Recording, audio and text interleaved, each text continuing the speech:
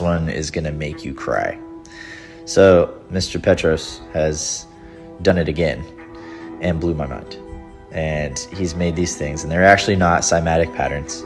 They are essentially mandalas designed in a 3D design software. I don't know what it is, but he does.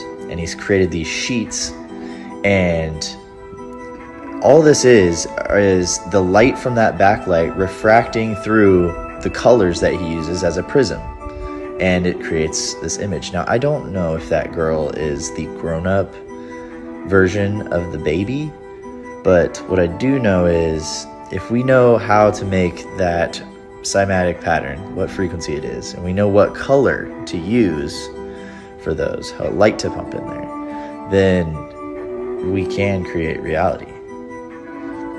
Is this what we've been trying to be told for thousands of years?